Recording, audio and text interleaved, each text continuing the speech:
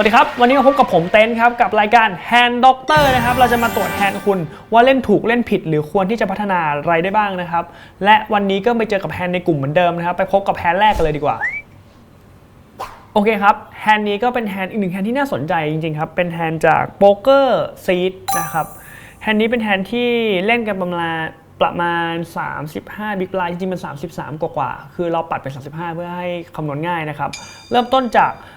มีคนเปิดจากไฮแจ็คนะครับซึ่งเขามีประมาณ30กว่าแหละ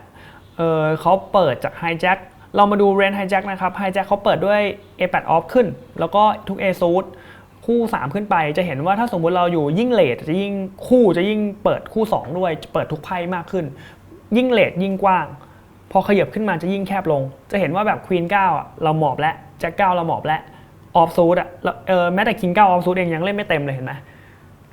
ทีนี้พอเราได้คอนเซปต์แล้วนะครับเราก็ยิ่งจำว่าถ้ามันไล่มายังไงเราก็ค่อยลดคอมโบไปเรื่อยๆเทคนิคการจำเรนพีฟอปนะครับโอเคไฮแจ็คเนี่ยเป็นคู่ต่อสู้ของโป๊กเกอร์ซีดซึ่งเขาเปิดแล้วเรามาดูบ้างว่าตำแหน่งคัทออฟโป๊กเกอร์ซีดจะทำอะไรบ้างคือโป๊กเกอร์ซีดต้องบอกก่อนว่าเขาเลือกที่จะทรีเบทนะครับเป็นไซส์ที่5ประมาณแบบ5จุดกว่าบิ๊กบลายนะครับเป็นไซส์ที่โอเคไหมถ้าสมมุติ ICM แล้วชิปต่างคนต่างมีไม่เยอะแล้วก็เป็นทัวร์ที่ต้องใช้ชิปเพื่อให้เกิดประโยชน์ต้องบอกว่าถ้ามันเป็นช่วงแบบคนไม่ได้เยอะมากแล้วอะราคาเนี้ยผมชอบมากกว่าไซส์เยอะนะครับ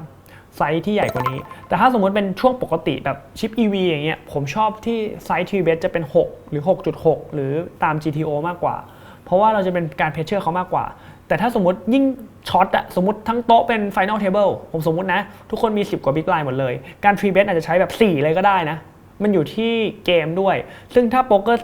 ร์ซีดนะครับใช้ไซส์5จุดกว่าเนี่ยในช็อตที่มี ICM ผมเชื่อว่าเป็นคนที่เก่งในระดับหนึ่งเลยนะในการใช้ไซส์นี้นะครับทีนี้เรามาดูบ้างว่าเราจะทรีเบสด้วยอะไรบ้างในไซส์นี้จากตำแหน่งคัทออฟเราจะคอ 13% จะทรีเบส 6.8% แล้วจะโฟ 80%ประมาณ 20% เล่นต่อก็คือมีคอแล้วก็มีเรสนะครับเราจะคอด้วยไพ่เกือบทุกแพรนะมีคู่2คู่3ด้วยแล้วจะคอจาก A3 ซูทขึ้นส่วนออฟซูทเราจะมี A10 ขึ้นแล้วก็พวกบอร์ดเวย์ทั้งหลายนะครับบอร์ดเวย์อะไรผมสอนแล้วนะในคลิปคำศัพท์อย่าลืมนะครับกดไปดูถ้าไม่รู้ว่าแปลว่าอะไรโอเคแล้วเขาจะทรีเบสนะครับเรามาดูทรีเบสด้วยอะไรบ้างจะเริ่มจากทรีเบสด้วยไพ่ที่ซองแฮนนะครับคือคู่ A คู่คิงคู่ควีนคู่แจ็คคู่10ทรีเบสหมดเลย A King ซูท A Queen ซูททรีเบสหมดแล้วก็จะเป็นไพ่ที่เป็นบลัฟจะเป็นพวกควีน8ซูทควีน9ซูทที่ติดสเตทได้นะครับแล้วก็มี King 9ซูท King 8ซูทแล้วก็ A8 ซูท A7 ซูท A6 ซูท A5 ซูท A4 ซูทก็จะทรีเบสเหมือนกันแล้วก็มีพวกมิกซ์กับพวกแบบ90 89ซูทบ้างเล็กน้อยนะครับก็คือจะแยกกันชัดเจนนะเรามีทรีเบสบัฟด้วยอะไรกับทรีเบสไบยูด้วยอะไรทีนี้เรามาดูว่าทำไมจากเรนนะครับจะเห็นว่าเขาไม่ทรีเบส A Queen Off มีเหตุผลครับมีเหตุผลง่ายๆเลยคือสมมุติเราทรีเบส A Queen Off ไปแล้วเขาโดนข้อยินใส่35บิ๊กไบเรามีความสุขที่จะคอด้วย A Queen Off ไหมแน่นอนว่าไม่แต่ถ้าเราโดนเราทรีเบสด้วย A Jack Off ไปแล้วเขาall in มา35บิ๊กไบเราหมอบง่าย A Jack Off ถูกไหมแค่เราคิดแค่นี้เราก็รู้แล้วว่างั้น A Queen Off เนี่ยเราไม่มีความสุขเราอย่าไปทำมัน A Jack Off เนี่ยเรามีความสุขที่จะหมอบเราทำไปเถอะอย่าง A King Off เนี่ยเรามีความสุขที่จะ snap call เลยด้วยซ้ำเราทำไปเถอะ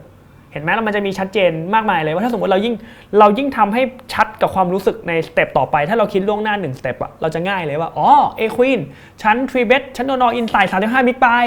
เล่นยากเราก็ไม่ทำไงเห็นไหมโอเคนะครับอีกเหตุผลหนึ่งคือการที่เราอะทรีเบสอะเราอยากให้เขาหมอบคอนเซปต์เดียวกันเลยครับเราไปดูนะว่าเขาเล่นต่อด้วยอะไรบ้างจะเห็นว่าเขาอะจะหมอบหลายควีนเลยคือถ้าเป็นไฮแจ็คเขาจะหมอบแบบควีน10เราจะหมอบแบบควีนแจ็คจะหมอบควีนซูทคือควีน7ควีน6ควีน5คือเขาจะหมอบหลายควีนหมายความว่าอะไรเขาจะหมอบควีนเมื่อเขามีควีนเพราะฉะนั้นเป็นคอนเซปต์เดียวกันเลยครับเราอยากอันบล็อกควีนเพื่อให้เขามีควีนเพราะฉะนั้นถ้าเรามี A ควีนแปลว่าเขาจะมีควีนน้อยลงพอเขามีควีนน้อยลงเขาก็จะหมอบน้อยลงถูกไหมเพราะฉะนั้นเราต้องบอกว่าเราทรีเบส A แจ็คดีกว่าคุณมีควีนไปเลยคุณมีควีนไปเพราะฉันอยากให้คุณหมอบเข้าใจนะคือถ้าสมมติใครไม่เข้าใจคอนเซปต์นี้นะครับก็ย้อนไปใช้คอนเซปต์แรกที่ผมอธิบายได้เหมือนกันนะครับซึ่งเราอยากให้เขามีควีนเยอะๆแหละเพื่อหมอบเยอะมากขึ้นโอเค9กับ10ก็เป็นคอนเซปต์เดียวกันเราอยากให้เขามี9มี10เพราะเขาหมอบทุก9นะ9 9 7 ซูท19ออฟคิง9ออฟ A 9ออฟเขาเหมาะหมดเพราะฉะนั้นเราก็อยากให้เขามี9 10ก็เหมือนกันคิง10ออฟควีน10ออฟ10แจ็คออฟรวมถึง A 10ออฟเขาก็เหมาะเหมือนกันเนี่ยเขาจะเหมาะหลายคอมโบเลยหรือแม้แต่17ซูทเขาก็เหมาะเหมือนกันเราก็เลยบอกว่าเอ้ยงั้นคุณมี10ไปเหอะคุณมี10ไปเหอะ A10 ซูทของเราย้อนกลับไปดู A10 ซูทเลยแค่คอเห็นไหม A10 A10 ออฟเราก็คอเยอะกว่า3 bet อยู่ดีเหตุผลเพราะอยากให้เขามี10เพราะฉะนั้น A Jack เป็นคอมโบที่ค่อนข้างชอบในการ3 bet ผมค่อนข้างชอบในการ3 bet เลยนะคุณโปโกซิตก็เลือก A Jack off ในการ3 bet จุดนี้นะครับก็ให้คะแนนนะครับผมชอบการเล่น A Jack off 3 bet ตรงนี้มากโอเคถึง GTO จะให้ประมาณ50-50ก็เถอะแต่ผมชอบจุดนี้โอเคมาถึงกลับมาที่สปอตนี้ครับเขาเลือกที่จะ call 3 bet เรานะเรามี position เรา in position เราได้เล่นหลังแล้วก็บอร์ดเปิดมาเป็น8-2-2เป็น8หัวใจ2หัวใจแล้วก็2ดอกจิกในฟลอปนะครับเขาเลือกที่จะเช็คเรานะครับตัวอย่างที่ผมบอกถ้าเป็นพอร์ต3 bet เราเบทได้เลยนะจะเห็นว่าดูที่กราฟตรงนี้ครับเราจะเบท 92% หมายความว่าเราปิดตาเบทได้เลยแต่อยู่ที่ว่าเลือกไซส์ไหนเลือกไซส์ให้ถูกดูบอร์ดแล้วก็เลือกไซส์ให้ถูกเราเล่นแทบไม่ผิดเลยนะครับใน3 bet pot เราเล่น aggressive ไม่ผิดเรา represent range เพราะเรามีคู่ A ที่3 bet เรามีคู่ king เรามีคู่ queen เรามีคู่ jack เรามีคู่10ที่3 bet ถูกปะหมายความว่าเรา bet แล้วเราไม่มีทางผิดแน่นอนโอเคเราเลือกที่จะ bet A jack ครับอยู่ที่ไซส์แล้วคราวนี้เรามาดูไซส์กันบ้างคือไซส์ที่ GTO ชอบคือไซส์ 25% คือบางบอร์ดที่มันค่อนข้างเวทเราอาจจะ bet ไซส์ใหญ่ขึ้นบางบอร์ดที่มันค่อนข้างได้เราอาจจะ bet แบบ1 big blind ได้หรือแบบ 25% 20% ได้ซึ่งบอร์ดนี้เป็นบอร์ดที่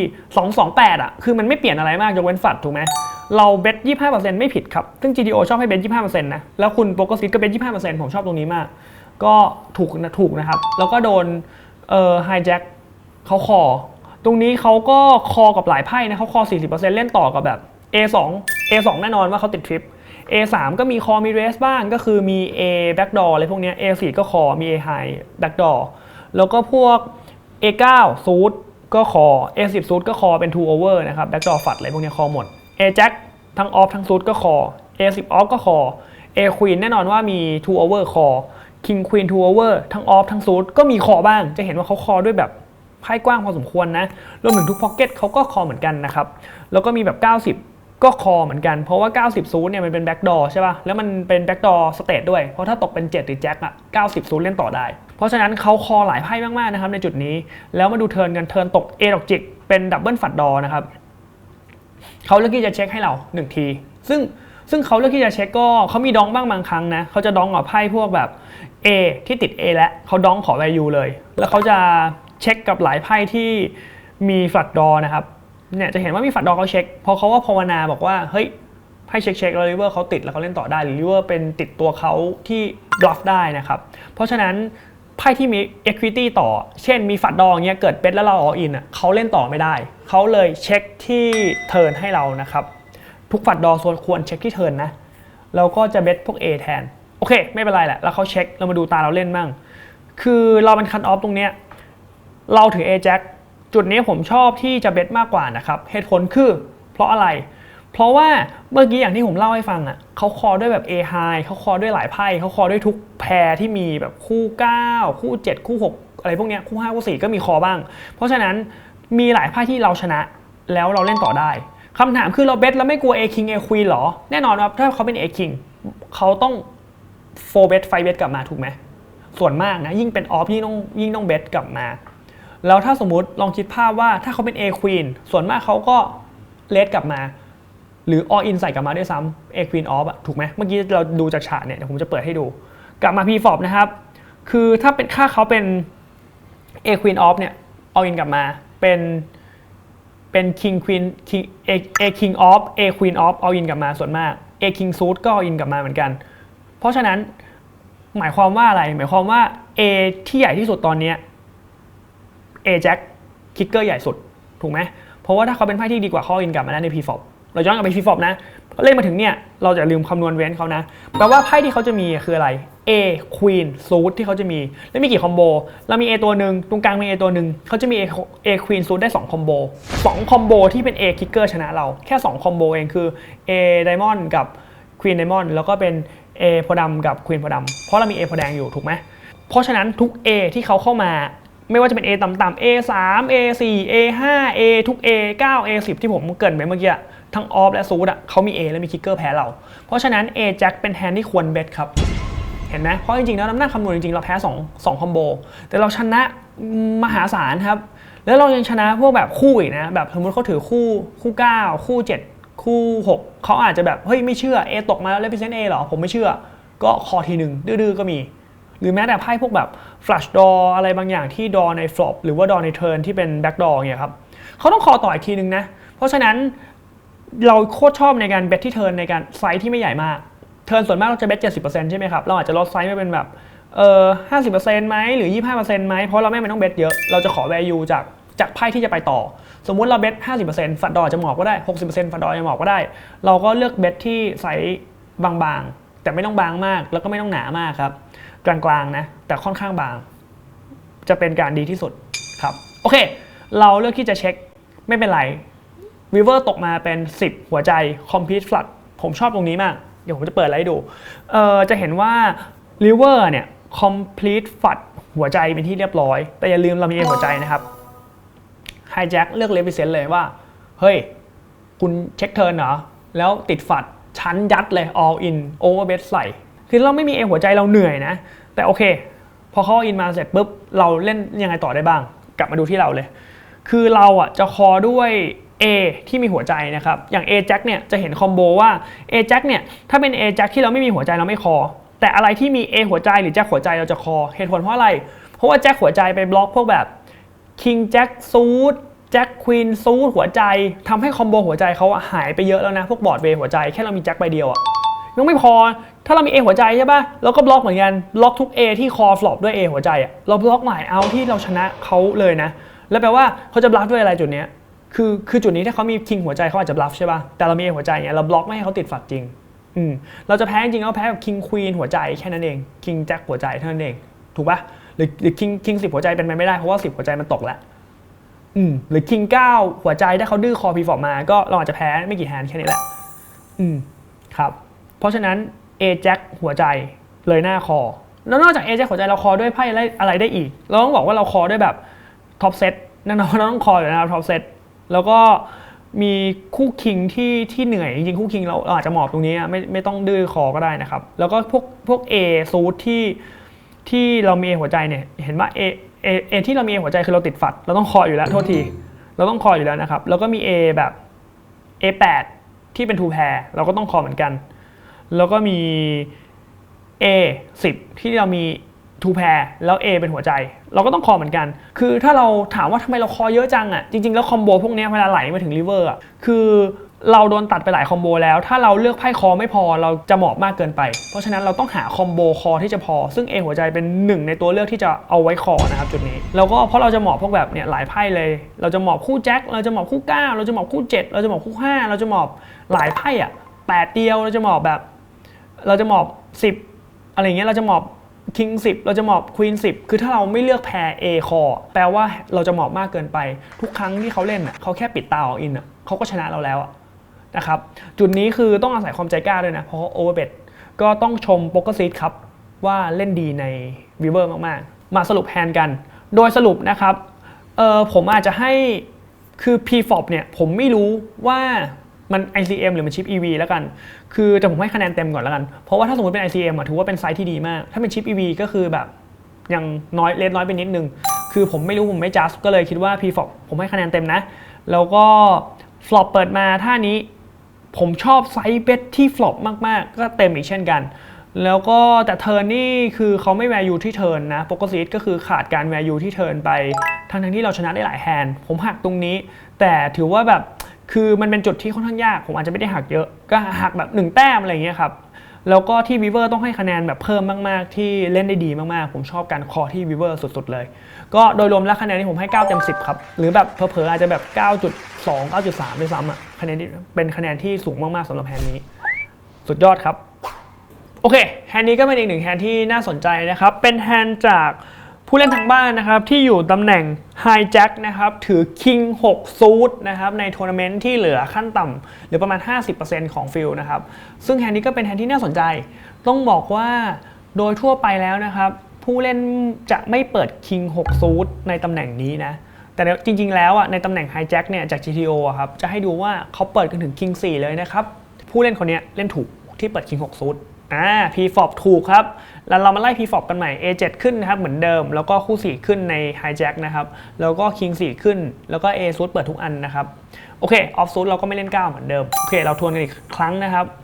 ทุกคู่ A ซูทเปิดหมด A off ถึง A7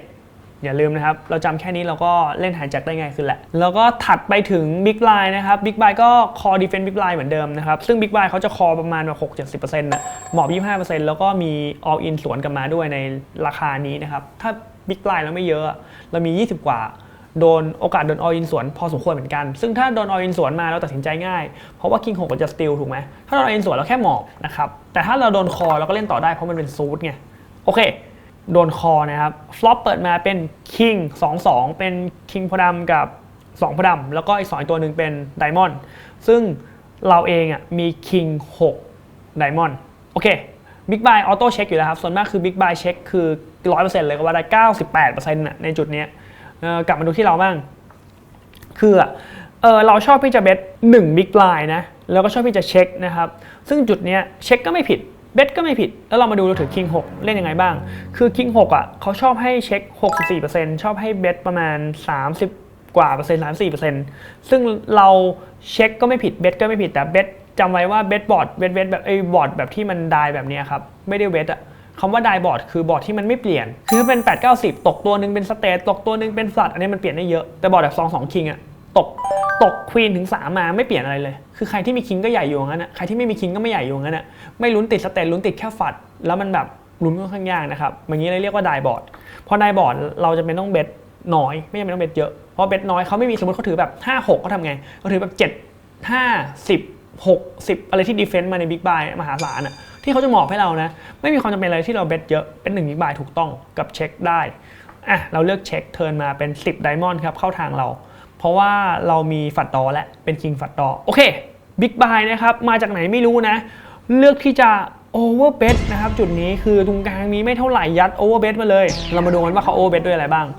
คือเขาจะโอเวอร์เบสด้วยทุก2นะครับที่มาโอเวอร์เบสนะครับแต่เขาจะหาไพ่มาบาลานซ์อันนี้สำหรับในไฮสเต็กนะครับเขาจะหาไพ่ดรอมาบาลานซ์แล้วบอร์ดเป็นเวทแบบเนี้ยคือตอนนี้มันเริ่มเวทแล้วนะคือเพราะว่ามันเป็นดับเบิลฝัดดอแล้วก็มีแรปตรงมีควีนแจ็คเป็นup and down เป็น open end หรือว่าเป็น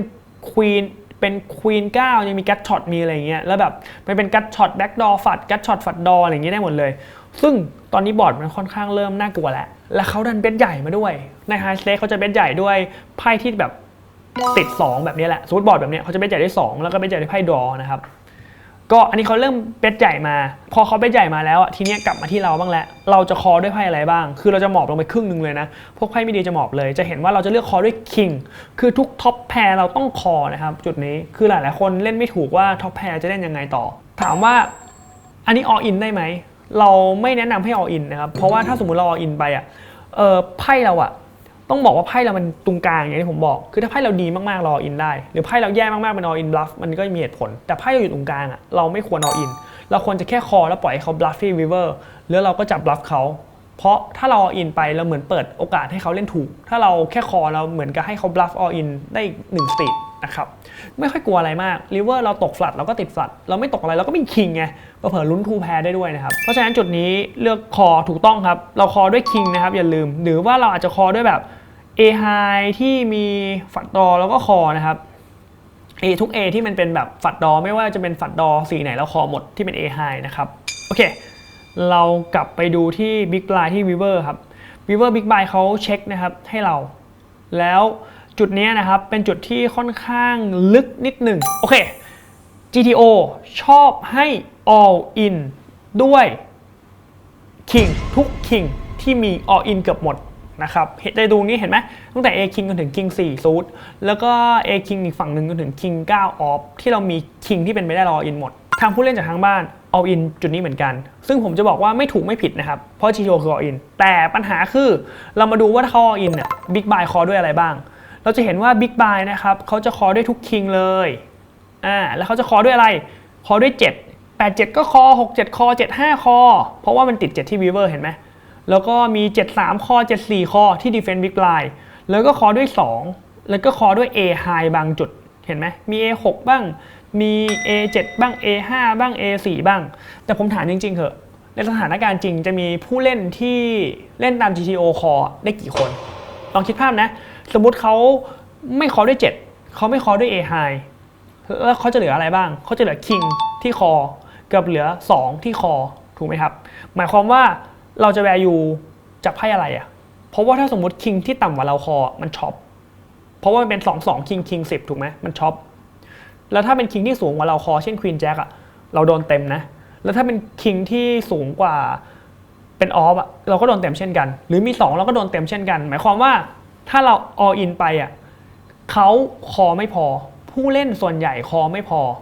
จุดนี้ทำให้การที่เรา exploit เขาโดยที่เราไม่ all in ผมอยากจะเบทผมเบทแบบ 33% อ่ะเขาอาจจะเอา10คอหรืออาจจะ7คอได้แต่ all in อ่ะมันกลายเป็นเราเป็น maximum pressure เยอะเกินไปทำให้คนที่ไม่ใช่เล่น high stake เขาอาจจะมองจุดนี้แต่แน่นอนว่าถ้าจุดนี้ครับเป็นการเล่น high stake ต้องบอกว่า perfect play มากเพราะว่าโปรจะคอด้วย A high นะหรือแบบโปรบางคนคอด้วย7คือเขาจะมีแมคานิกในการคิดในหัวครับจุดนี้ก็เลยคิดว่าถ้าสมมุติเราอินจุดนี้แล้วเขาคอไม่พอทำให้คอส่วนมากมีช็อปกับแพ้เขาจะคอด้วย2หรือเขาจะคอด้วยคิงที่ใหญ่กว่าเราแล้วถามว่าเอ้ยแล้วคิงที่เล็กกว่าเราอ่ะก็คิงที่เล็กกว่าเรามันจะช็อปไงเพราะว่ามันมี10 2 2 10คิง2 2 10หมายความว่าเราจะมีแค่แพ้กับเสมอถ้าเราอินไปกับคนที่คอไม่พอแต่ถ้าสมมติเราไม่เอาอินเราเช็คเราก็ชนะด้วยคิงอยู่ดีถูกไหมหรือถ้าจะ value จากคนพวกนี้จริงๆเราอาจจะเบสไม่ได้ใหญ่อันนี้ในสนามเนี้ยนะครับในสนามออนไลน์เนี่ยผมเห็นต่างจาก GTO นิดนึงว่าเราควร exploit ไปเลยในจุดนี้มากกว่านะครับแต่ในสนามเนี้ยกับในอีกเกมนึงอ่ะในเกมที่ค่อนข้างใหญ่หน่อยแล้วมีผู้เล่นที่ค่อนข้างเข้าใจเกมอ่ะผมเลยคิดว่าน่าจะ all in เป็นตัวเลือกที่ดีแต่จุดนี้ยังไงก็ตามเพราะว่าเราโดนอยู่ดีคู่แข่งเขาเล่น A King ได้แปลกๆโดยการเขาลิม A King ที่ Big Blind นะครับคือต้องบอกว่าตำแหน่งเนี้ยเขาได้กินเต็มอย่าคิดว่ามันเป็นเรื่องที่ดีนะครับในหลายๆครั้งที่ A King อ่ะเล่นแบบนี้ไม่ติดบอร์ดแล้วไม่มีโพซิชันเล่นไงอ่ะเช็คโฟร์เหรอคือแทนที่ A King เขาจะได้กิน P Fob ถ้าเขาเรสลองคิดภาพดิเขากินที่เราเรสไป2เขากินแอนเต้เขากิน small buy คุ้มกว่าหรือเปล่าที่เราไม่ต้องมานั่งเสี่ยงเลย A King ไม่ได้ติดบอร์ดทุกครั้งนะครับแต่เขาเลือกที่จะแค่คอซึ่ง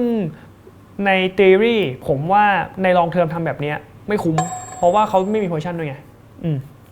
โอกาสเสียมากกว่าได้ครับสำหรับแฮนด์นี้ก็ประมาณนี้โดยรวมผมสรุปผมให้คะแนนผมไล่ให้คะแนน P-flop ก่อน P-flop คือถูกต้องผมให้เต็มflop ผมชอบเช็คเบท1 big blind ก็ได้หรือเช็คก็ได้เขาผู้เล่นจากทางบ้านเลือกเช็คผมก็ชอบเหมือนกันตอนเทิร์นคือเขาเบทใหญ่มาเราคอได้ทุก king ผมชอบจุดนี้เหมือนกันเพราะว่าเราไม่มีเหตุผลที่จะหมอบแล้วเราคอถูกแล้วแหละแล้ววีเวอร์นี่ผมไม่ชอบวีเวอร์นิดนึงเพราะวีเวอร์ถ้าเป็นผมอย่างที่เหตุผลที่กล่าวไปผมอาจจะเบทน้อยหรืออาจจะเช็คถ้า GTO ให้คะแนน GTO อาจจะให้เต็มนะแต่ถ้าผมให้คะแนนผมจะให้แบบ 8.5 โดยประมาณนะครับเพราะว่าถ้าเป็นผมจะเลือก exploit ในสนามนี้มากกว่าครับแฮนด์นี้ประมาณนี้ครับ